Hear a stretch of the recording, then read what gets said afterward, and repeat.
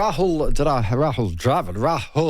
Patil is going to join us shortly to talk about the India-England match.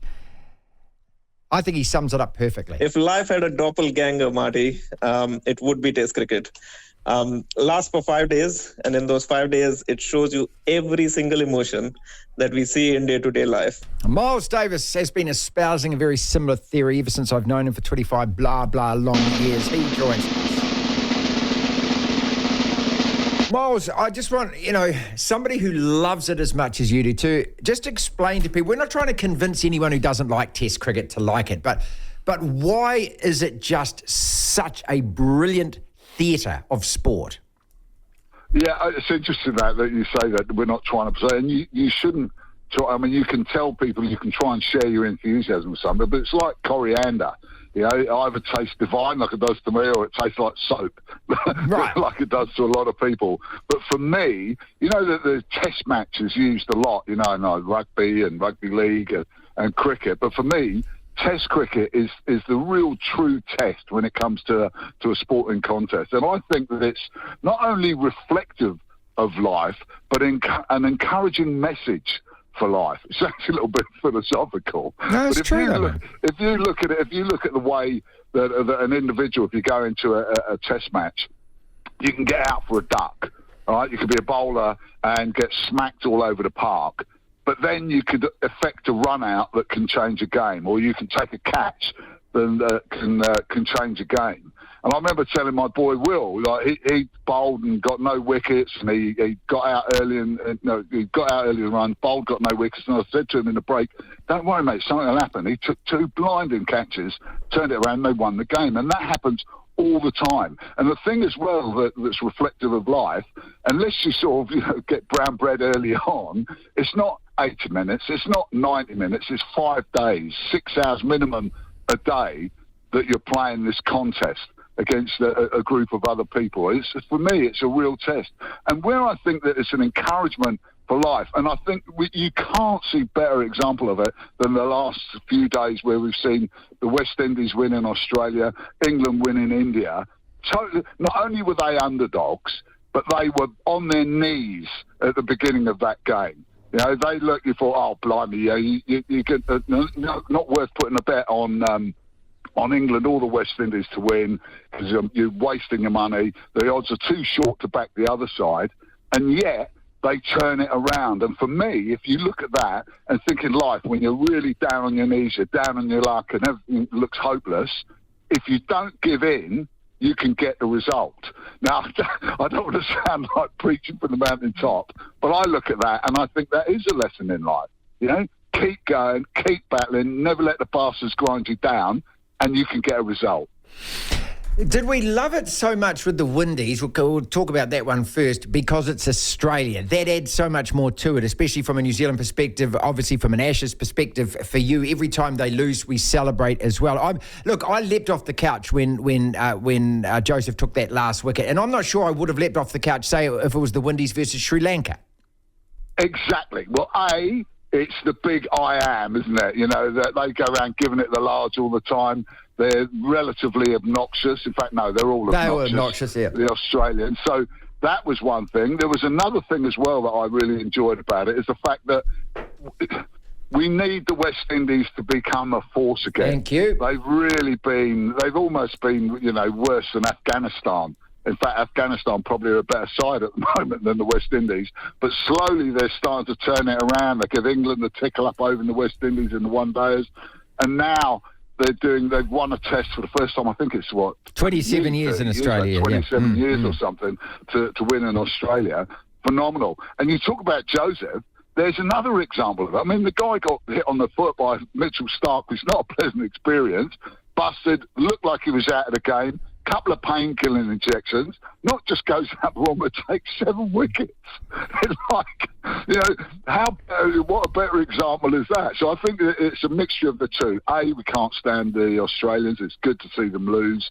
But B, for me, seeing the West Indies come back as a force in international cricket, it's only got to be good for the game. Yeah, because they were always everyone's second favourite team. I was explaining to Lachlan, because of course he's not old enough to remember, but during the 70s and 80s and that, they were the coolest thing that walked onto a cricket field, didn't they? I mean, you just look at Viv Richards and you think, I want to be that guy. It's like Bob Marley. Well, you had the laconic sort of strolling, sort of slower, glasses wearing Clive Lloyd, and then you had Richards, who struts out of his, chewing his gum, and just with a sort of, not like a maroon cap, I don't know what colour you'd call those things, just standing there, imperious, smacking all over the place, Haynes and Greenwich opening up, and then you had a multitude of bowlers with Holding and Roberts and Marshall and Garner and Croft, all these guys that were just so impressive. I remember being down at Sussex once, watching at Hove, watching Sussex play Middlesex in the quarter-final of a Gillette Cup. And my mate got some tickets in the Arthur Gilligan stand, so we were on top of it, looking right down the wicket. And Wayne Daniel was bowling from the other end, and I'm not joking, I was petrified up there. And I was thinking, how on earth, I think he took 7 wickets that day, how on earth can you face that down there, let alone me, 80 yards further back? They were just magnificent. And I remember a couple of times, because obviously a lot of West Indians living in England, a couple of times in the 70s when they beat us 5-0 at home, and the headlines was Blackwash. Yeah, Blackwash. Yeah. in the papers. They were just great. And I don't know, you listen to Michael Holding's, well, I don't think he's doing commentary anymore, but you listen to his voice and that West Indian lilt. I don't know, there was something sort of romantic about the whole thing. Boring test matches, though, that meander along or last 2.5 days or 3 days or something like that. I mean, that's why test cricket has been criticised, and the calls, it should only be 4 days. It's got to be shorter. Our attention span is, we can't handle actually sitting there for 4 or 5 days. That's what I think, if I could infuse anything into the young generation, it's just having the patience, having the intelligence, and just having the time to just absorb it. To me, it's like reading a book. That's what a test match is as well, isn't it? Where you've actually got to commit to the fact you're going to go to the last page. But also, you can do other little bits and pieces while you're there. You can go and make a cup of tea. You can go and do this and have it on in the background and then come back and give it your attention. But I think you're right, that it's reflective of the sort of the modern generation. I want it now. If I don't get it, I'm going to start crying and it's someone else's fault. And those who appreciate it probably appreciate life a little bit more. They're not so entitled. They're not so, demanding. And again, I think, if you appreciate Test cricket, you appreciate life.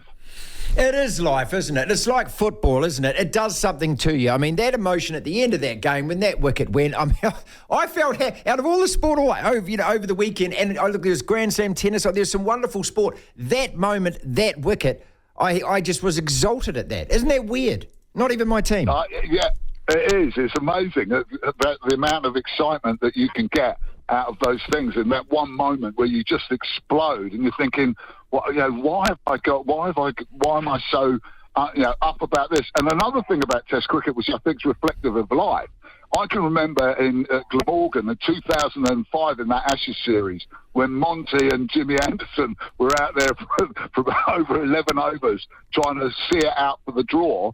Where else in sport is a draw as exciting as a win? And in those games in Test cricket, you can battle out and people go, But in life, sometimes if you can get a draw, that's a massive result instead of getting a beating. Olive coming in from the members, Ian. Yes, she is. Olive and Phil are just sort of, they're replaying that last delivery. Devlin. You gotta love sport. The platform.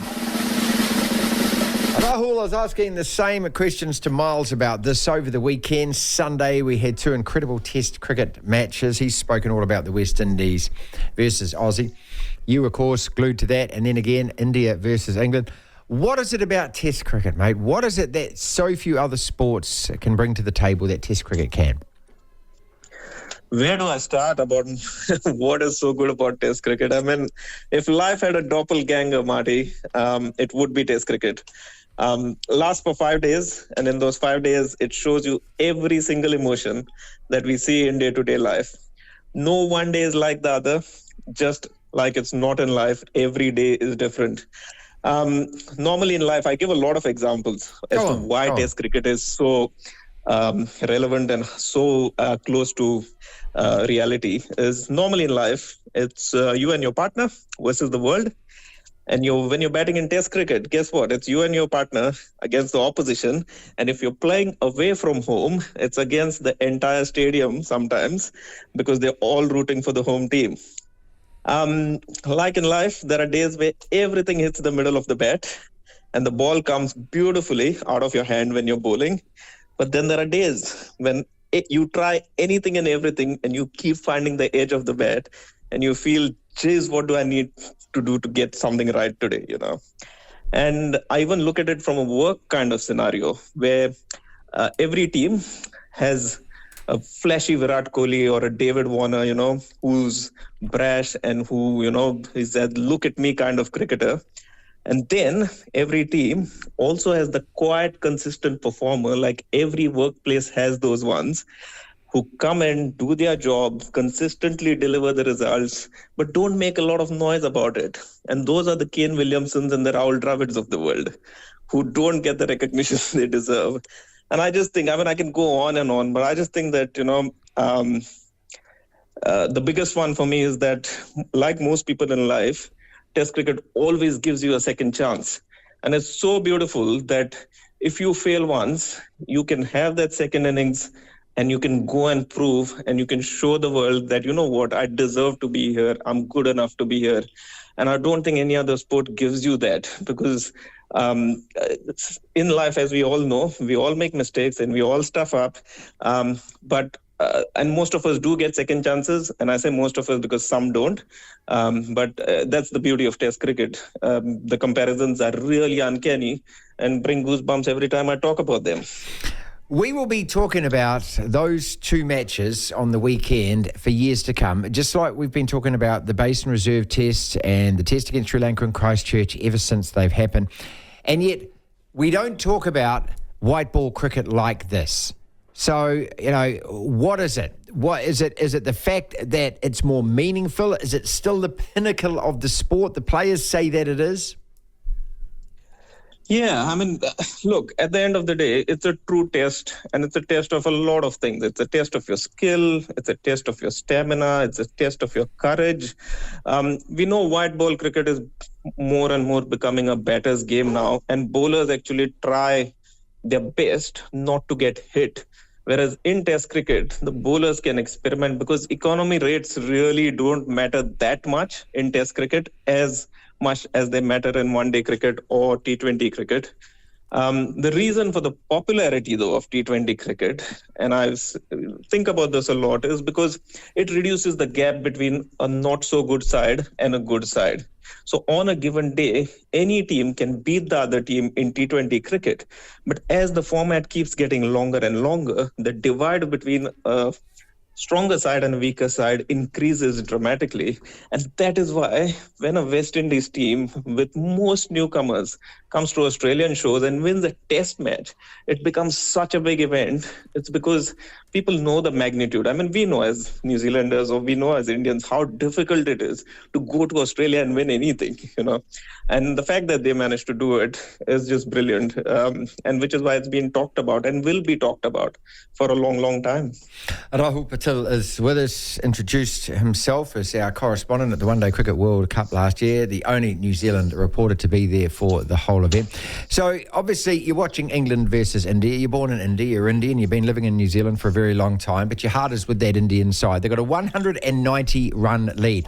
At what stage did you think during that test match you'd bank this and go, right, but that's it, we're 1-0 up in the series, brilliant, and then England start coming back? When did it unravel for you? I think I've watched enough cricket to know that, the moment you start thinking that we've got all this wrapped up, nicely ready to go, is the time that you make a mistake. I remember a test match at the Basin Reserve where I sat for 2.5 days and India was on top. And then Brendan McCullum and PJ Watling got in, and then they batted and they batted and they batted. And then came Jimmy Neesham and he batted with McCullum and they batted and they batted. And on the last day of that test match, India was struggling to save that game from a position of being in the driver's seat and winning. For me, for this test match, I was a little disappointed with India in that first innings when they threw a lot of their wickets away. And I was saying, I hope these runs don't come back to bite us, to be honest. A lot of their batters three of them got 80s, but didn't actually convert them into a big innings. And I just thought at that time, I said, I hope we haven't left some runs out there. And as you know, second innings comes along, 160 for 5. And at that stage, they were still 30 runs behind. And then Ben Foakes and Ollie Pope get together. And I watched Ashwin and Jadeja for a long time and right throughout their careers. And to be honest, hand on heart, I have never seen them as rattled and as clueless that they were when Pope and Foakes were batting. They just ran out of ideas. And as soon as you start running out of ideas, you start trying too hard. And when you start trying too hard, the bad balls just keep coming. And there was a lot of that. So, yeah.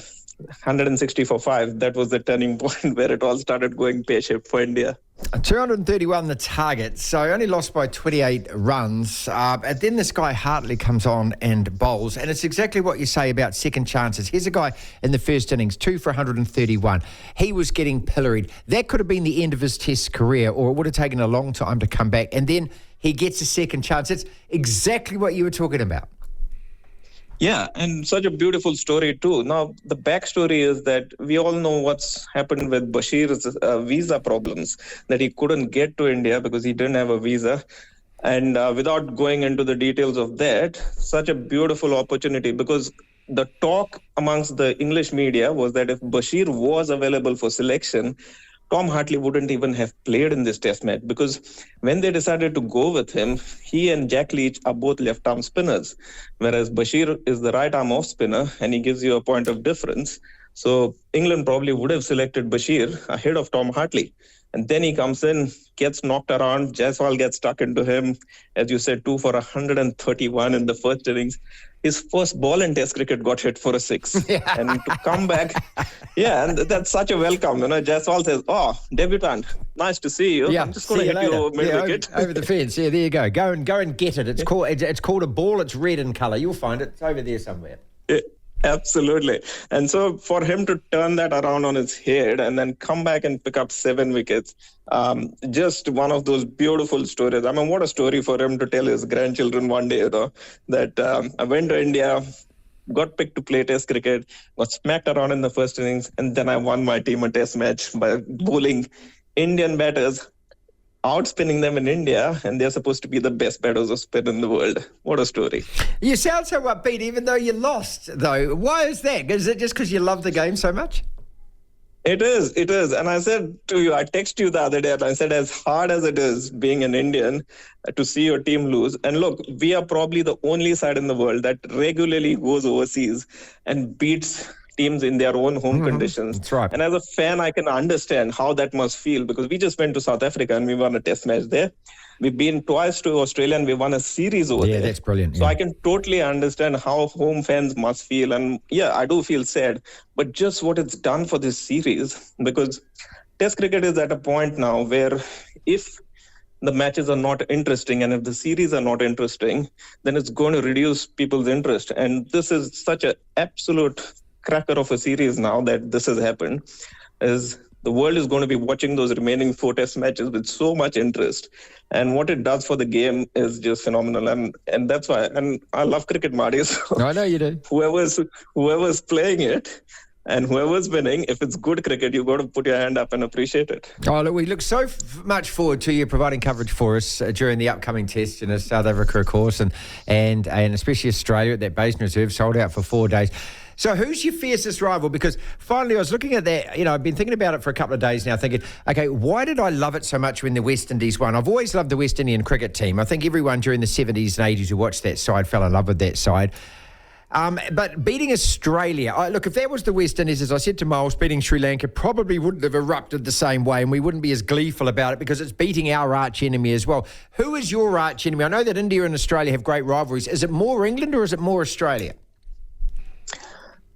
I think for all obvious reasons, it is the Australians.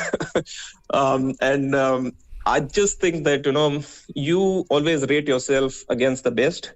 And for a long time, India-Pakistan was the traditional rivalry. But Pakistan cricket is nowhere close to Indian cricket at the moment. And which means those games do not create the same amount of buzz or interest anymore. But Australians, for ever now, have been a great side. And the moment you beat Australia, I think they are the benchmark wherein for professionalism, for skill, for, everything that they stand for. And whenever you beat an Australian side, you have to play out of your skins to beat them. So India versus Australia is that rivalry. That is the biggest one in the world for us at the moment, at least. Devlin.